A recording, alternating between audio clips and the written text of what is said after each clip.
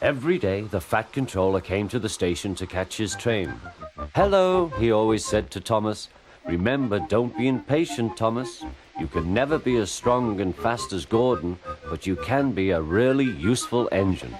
Don't let the silly trucks tease you." There were lots of trucks, and Thomas worked very hard pushing and pulling them into place. There was also a small coach and two strange things his driver called cranes. "That's the breakdown train," he told Thomas. "The cranes are for lifting heavy things like engines and coaches and trucks." One day, Thomas was in the yard. Suddenly, he heard an engine whistling, "Help! Help!" A goods train came rushing through much too fast. The engine was James, and he was frightened. His brake blocks were on fire. They're pushing me," he panted. On, laughed the trucks. Still whistling, "Help! Help!" Poor James disappeared. "I'd like to teach those trucks a lesson," said Thomas the Tank Engine. Soon came the alarm. "James is off the line! The breakdown train! Quickly!" Thomas was coupled on, and off they went.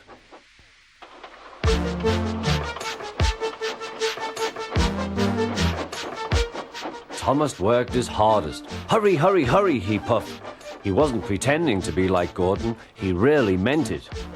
"Bother those trucks and their tricks. I hope poor James isn't hurt."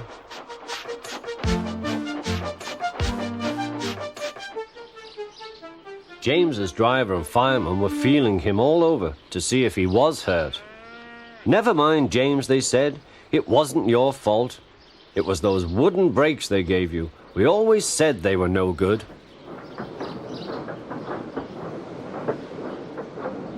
Thomas pushed the breakdown train alongside. Then he pulled the unhurt trucks out of the way. Oh dear, they groaned. Serves you right, puffed Thomas. He was hard at work, puffing backwards and forwards all afternoon. This'll teach you a lesson, he told the trucks.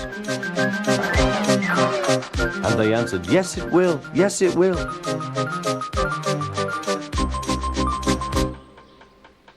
They left the broken trucks, then with two cranes they put James back on the rails.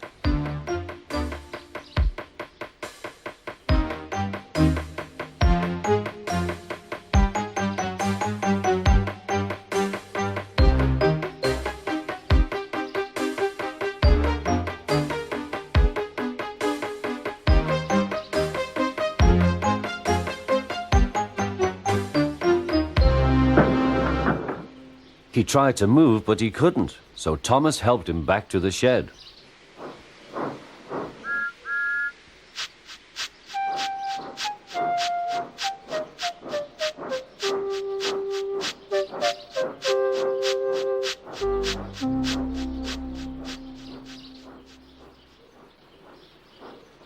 The Fat Controller was waiting anxiously for them. "Well, Thomas," he said, "I've heard all about it, and I'm very pleased with you. You're a really useful engine. James shall have some proper brakes and a new coat of paint, and you shall have a branch line all to yourself." "Oh, thank you, sir," said Thomas. Now Thomas is as happy as can be. He has a branch line and two coaches called Annie and Clarabelle. He puffs proudly backwards and forwards with them all day.